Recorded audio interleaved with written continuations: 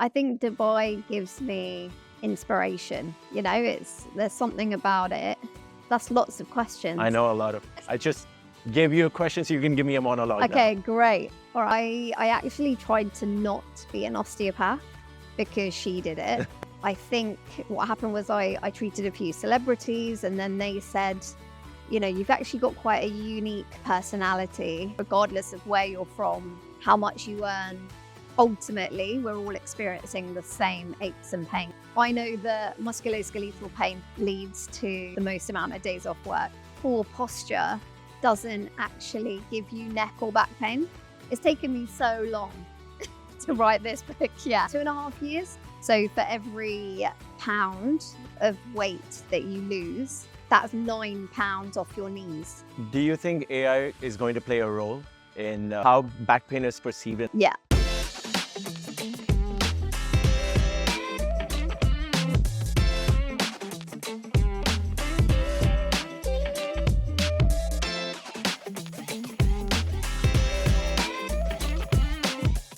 So how long have you been here?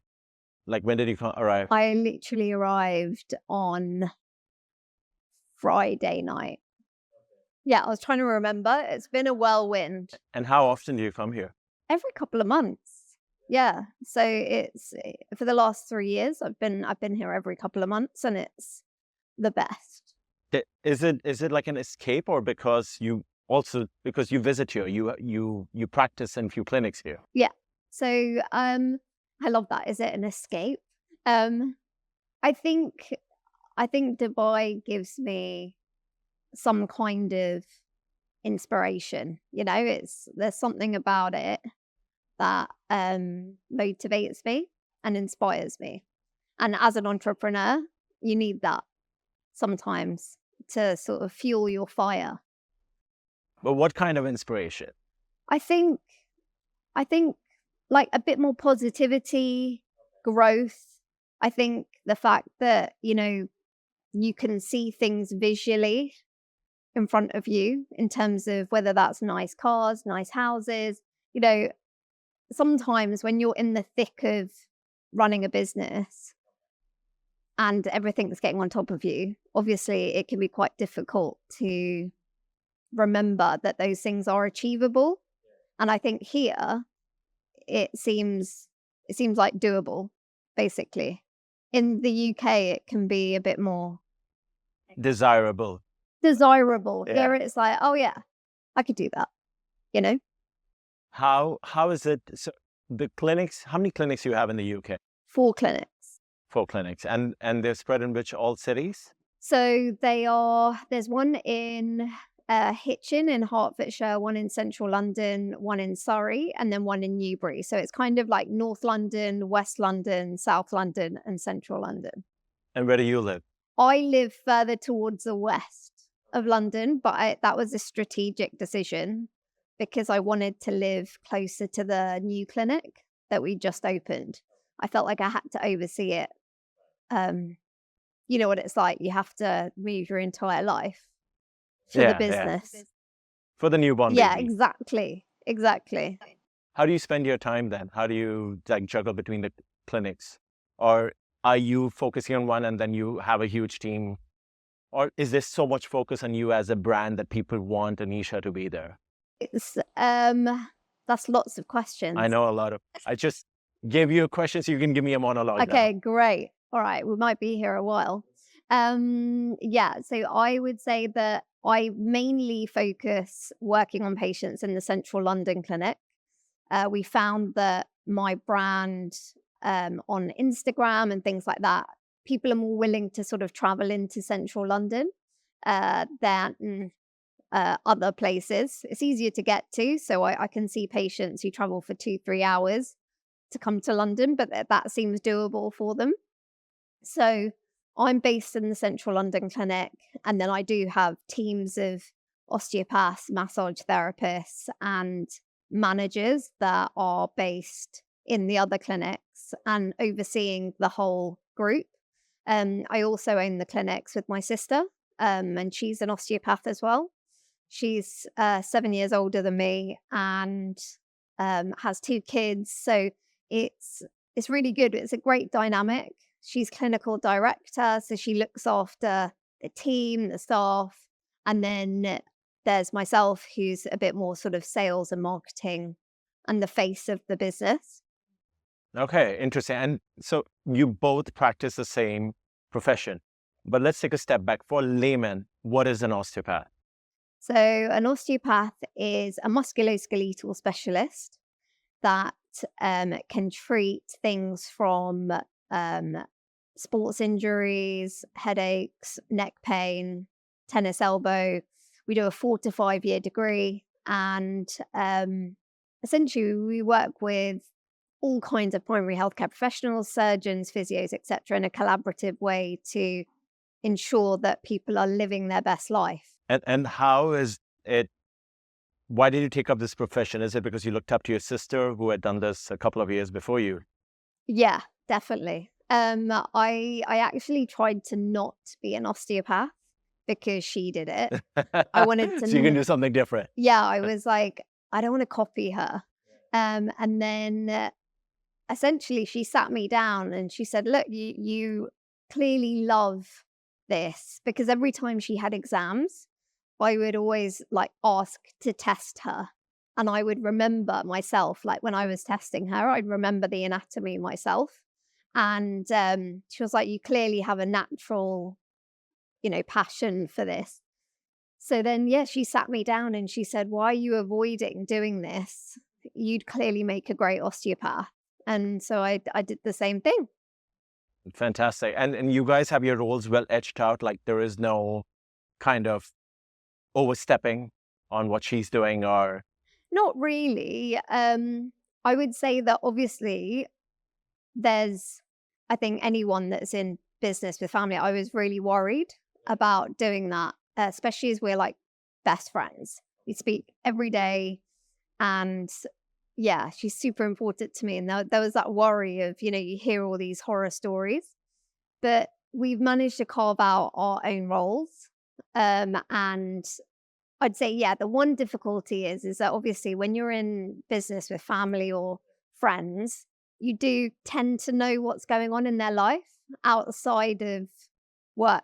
So sometimes you end up going, oh, I know that's happening at the moment. So, you're easier on each other as opposed to sort of being a bit more cutthroat. but then where do you draw that line? Or you're just always talking work even during weekends and off hours? No, I'd say that we have quite strict boundaries. We even have, like, for instance, on WhatsApp, when we first started together, I said we need to separate our chats because it's just too much. And so we have like a work sister chat, and then we have like normal everyday life, what we're getting mum for her birthday chat. Um, so we try and separate like that. And then when we see each other at weekends or things, occasionally things come up, but we try and like sneak off into like the kitchen and have like a quick word of like, did you email that person about the thing? You guys live together. No. But if we go to my parents' house, for instance, it's like, because obviously they as well are like, stop talking about work. So we tend to sneak off and be like, so did you okay, yeah. So what do you think about, and then but we don't talk about it too much. All right. Yeah. You, like how you mentioned that you handle the sales and the marketing bit. So you're the face of the brand. How does that compare to the clinic as a brand? Like is Anisha becoming a separate lifestyle brand, more of a social influencer, and is that like separately commercialized? I would say so now. I think when I first started, that was never really the intention. Sort of you go into a profession like osteopathy and it's about treating people, helping people.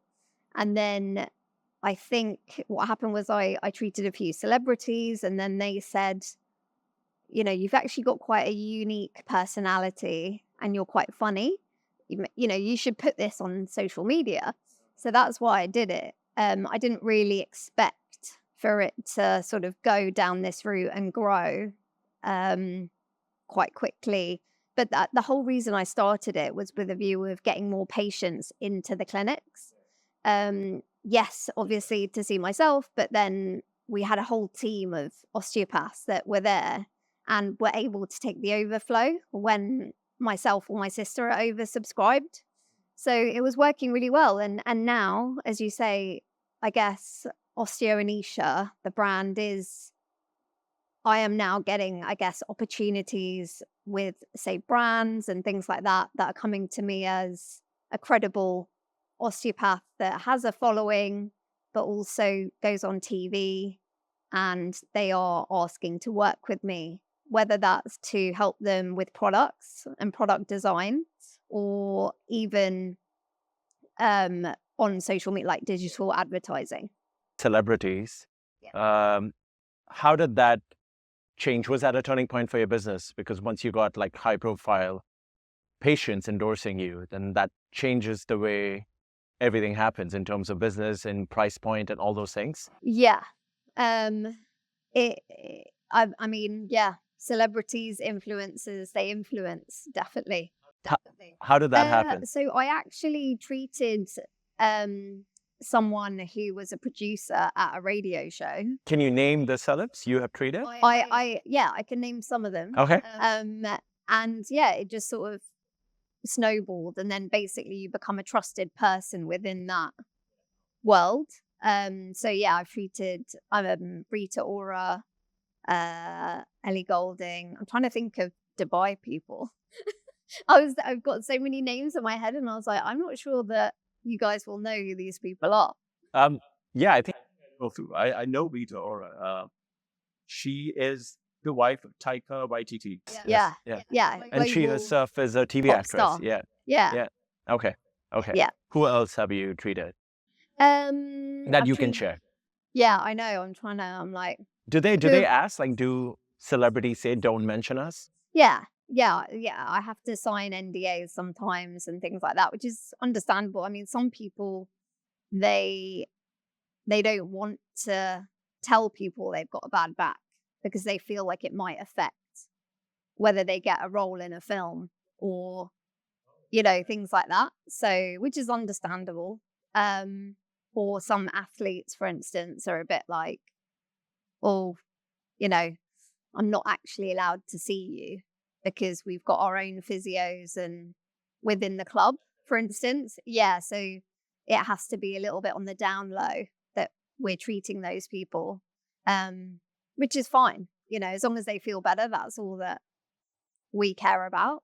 But yeah, so I think, I mean, to be honest, the others are sort of actresses from Netflix shows, things like that I've treated, that have spoken about it. So yeah. And do you find a difference when you're treating them, as in such high profile celebrities that we see on TV or movies, compared to a normal patient? Like, is there a different kind of problem or how they approach this? No, I would say that I feel like everyone is the same. They have the same aches and pains, the same stresses of life. And they're all going through it in their own way. So I think potentially, obviously, if it's like an athlete, then there's definitely this sort of impatience of, I need to be better tomorrow. Yeah. But other than that, I would say generally, if I think that's why I wrote the book and things, is because there is a lot of similarities, regardless of where you're from, how much you earn, where you live, what country. Ultimately, we're all experiencing the same aches and pains, and especially when it comes to back pain. Do you charge them more? No, I don't. Do you know, it's funny actually, because people say that all the time. They're like, do you, can you charge them more? I was like, well, no, if they're coming to my clinic, I can't say, well, you're, I don't know. I was going to say Tom Cruise. I've not treated Tom Cruise. But I can't be like, well, actually, I know who you are, so it's triple for you. Um, but I just no, watched your show last night. yeah, exactly. No, I can't do that. Yeah, I'm sure. I'm sure. Um, okay, going back, what is your approach? I've read in a couple of articles, you write evidence-based approach is your style. What does that mean? There's a lot of hearsay when it comes to back pain, musculoskeletal pain in the media, with brands as well. They want to sell their products. And evidence-based means that I'm looking at research, up-to-date research, and I'm writing where people have actually looked at what works when it comes to back pain, neck pain, pain generally. Okay. Um, is there a difference in the kind of cases or patients that you have in the UK compared to Dubai? Um, Not really. Again, it's quite similar. I mean, I just The weather and all these things don't play a role in any of this? not really, because I guess the weather would play a role if, for instance, people might say run outside as opposed to inside and things like that. But actually, with the weather here, you guys have a decent amount of time where you can't go outside as well. And we might not go outside because of the snow and the rain, which is 300 days of the year, by the way. But it's quite similar, I would say, because ultimately we live in a world where we are a stationary world. We're all sitting a lot. How did this happen? Like, how did Dubai happen? Your base is there. What brought you to Dubai? So it was probably about 4 years ago, and I thought about it. I thought Dubai looks interesting.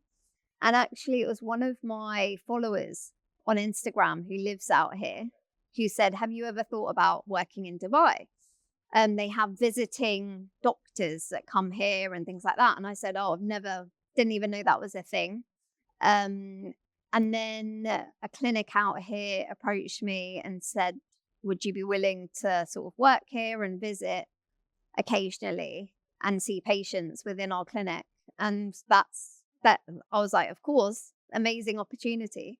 So that's exactly how it happened. And then I did the exams and everything to get on the Dubai Health Authority. Oh, you got to do that. Even though you might be certified in UK, you have to do that over here separately. All medical professionals have to do an exam. Not everyone has to do an exam, but yeah, you have to apply to be on the DHA. But you can have different price points Yes, you can. compared to UK and Dubai. Yes, yeah, you can. Where do you charge more? Here. Sure. Yeah. Do you have to have exclusive agreements with clinics, or you can go to any clinic as long as you have an arrangement? No, I think it's better to have agreements with clinics. I work in 2 places at the moment, so which works quite well because they're different sides of Dubai. And I think that works better as well, just from I think credibility, continuity perspective. If you're dotting about, I think that, patients can't find you as well. So for me, that works.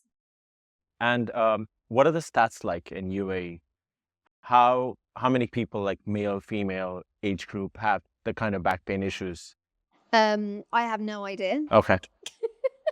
Edit it out. I can't give you that stat. I'm sure the team will, and we can put it somewhere.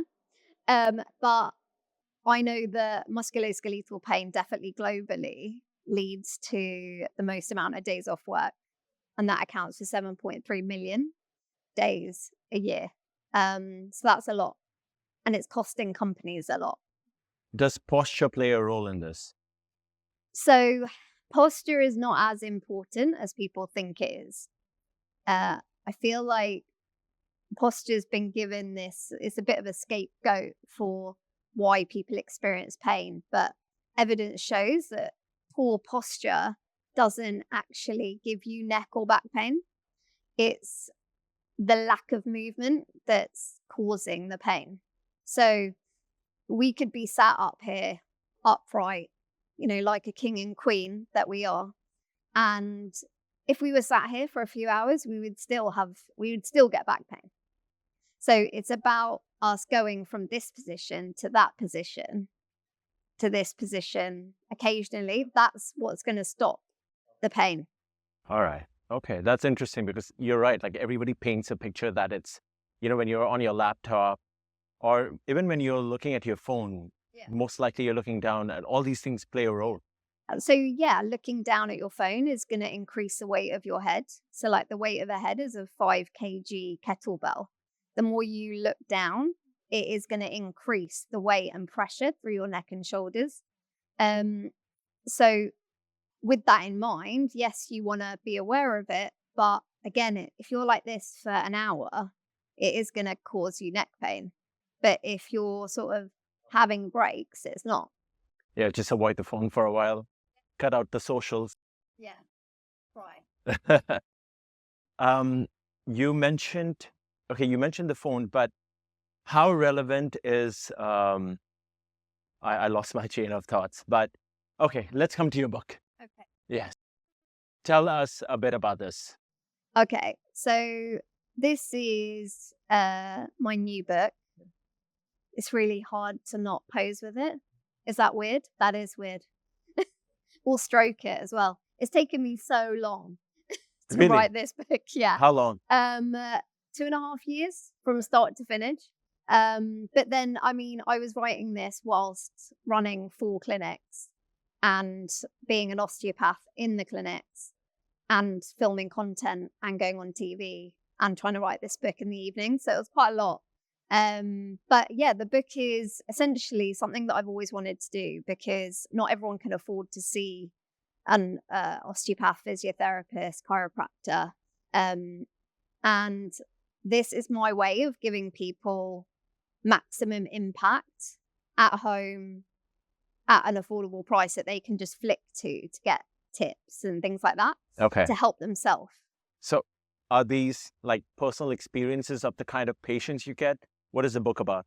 Yeah, so it's specifically about back pain because we know that 84% of adults experience back pain once in their lifetime. And consequently, it's one of the most Googled things as well globally is how to heal your back, hence the name, Heal Your Back. And essentially, it's very specific to back pain. It's about all the evidence around back pain, what works and what doesn't. And what's interesting is that evidence shows that we have a lot more control over our pain than we think we do. Is that the mind-body connection? It's mind-body connection. So we know that stress, anxiety, depression can increase cortisol levels within your body, which then increases inflammation. That can then increase your pain and then your pain perception. But then there's sleep, there's strength training, super important, and then nutrition as well. So all of these things can impact the amount of pain you're experiencing and how quickly you recover. I think you also mentioned that from your personal experience as you have had a transformation. Yes. Are you talking about the weight loss transformation? Yeah. That was my chain of thought, that when you were speaking about the kettlebell, the 5 kilo head, then I remembered that you also have gone through a weight loss journey. Yeah. Do obese patients have more back pain issues? Yeah. So if you're overweight, naturally it is going to put more pressure on your joints. So for every pound of weight that you lose, I think that's 0.5 of a kg. That's 9 pounds off your knees specifically. So just one. So if you put 1 pound on, that's 9 pounds onto your knees. So you can imagine it does have a huge impact. Yeah. But, at the same time, there are other things that you can be doing to support. And by improving your nutrition and strength training movement, you're already sort of headed that way towards being a fitter, healthier version of yourself. What kind of changes did you see in yourself? Did you ever go through back pain yourself? And did you see any kind of differences? Yeah. So, I mean, I definitely have noticed that I experience back pain when I'm stressed, or anxious about something, tired as well. I'm tired a lot though. So is especially in the evening, I will be like, oh, my back really hurts. And I've noticed that, I mean, actually, my interest in evidence based osteopathy and how pain is perceived within the brain stemmed from my own personal experience when I was doing an exam at university, and it was like my final anatomy exam. And I ended up having really sharp, like rib pain. And I just didn't know what it was. Nothing was helping. I was literally in tears. And then the minute after my exam finished, the pain went completely. Um, and it made me realize, I was like, hang on a minute, what's going on here? And I think that there's a lot of evidence now to show that there's this psychosomatic mind body connection, as you say, and I've experienced it myself. So that's also stuff I talk about in here, as well as sort of real case histories of real patients who've done that advice I've given them, that I've put in the book, and then got better as a consequence. Is that similar to something you say biohack back pain, or is that a different thing? That's a different thing. What is that? I've never actually heard that term, biohack back pain, but I'm assuming it's to do with nutrition, and I'm guessing. I'm really guessing. Definitely don't put this in. So when I looked you up, that came up. Oh, Biohack your back pain. did it? Yeah. Fascinating. I'm going to Google that. When does the book go live, and where can people buy this? So it's out on Thursday. So that's the 17th of October. Okay. And you can get it on Amazon Okay, in the fantastic. UAE. Do you think AI is going to play a role in how back pain is perceived and how they could help in their body movements and everything, like fitness apps, devices? Yeah, definitely. I've already seen it. I've already actually helped quite a large company do something along the, I don't know how much I can mention. That's why I'm being a bit vague. But AI is definitely going to play a role, I think, because there are ways now that you can be sat at your computer and it will detect whether you're too close or too far. It will tell you that you need to take a break because it can detect you typing or moving your mouse. And it can give you stretches to do that are specific for you. So you can fill out a thing that says, actually, yeah, I suffer from mid back pain or lower back pain. And then it will tell you the little things that you can do whilst at your desk to help alleviate those symptoms. And you're part of this. Yes, I've helped one big brand with that concept. So this is you as Anisha, as a brand, Osteo Anisha, Yes. and that's you as an influencer endorsing it. Yeah. So do you even endorse? I'd say it's not. I'd say that's more my knowledge, as it were. So it's in its beta phase at the moment, and I'm desperate for them to roll it out completely. But yeah, it's testing at the moment. But that's more, hopefully it will be out there and I'll be able to influence it and get credibility for it. But right now they just wanted my knowledge on what would work best. So this works more on the AI level, more service, more tech. What about physical products? Do you have companies coming to endorse a chair or a certain kind of lumbar support furniture? Yeah, absolutely. So I get offered things all the time, and actually I'd say I reject probably 95% of the things that come my way, saying, can you just say this is really good for this? And because at the end of the day, it's my reputation, and I want to see the evidence behind that product and know that that brand is taking it very seriously as to this works or doesn't work. And everyone's individual as well. So people always ask me, what trainers should I get? What shoes should I wear? What mattress should I get? You know, all these things. And the reality is that what works for me might not work for you. So it's very difficult to sort of say, no, this one mattress or this one shoe is the shoe for everyone. Because it's just not It's the Converse case. today. I don't know if it's Converse. Yeah, Yeah, it's exactly. Converse today. So where is Osteo Anisha next year? What are the plans? To heal global spines, essentially. I think Very UN. yeah, it does actually. Who knows? Maybe I'll be at the UN giving a speech about back pain, and we'll sit down again in a year's time, and we're like, guess what? I did it. So I think in a year's time, I'd really like for companies, corporate companies, brands generally to take back pain more seriously, because it really is an epidemic, and it really will. If people don't do anything about it, it's going to be felt financially, culturally, personally, everything. And I think that prevention is better than cure.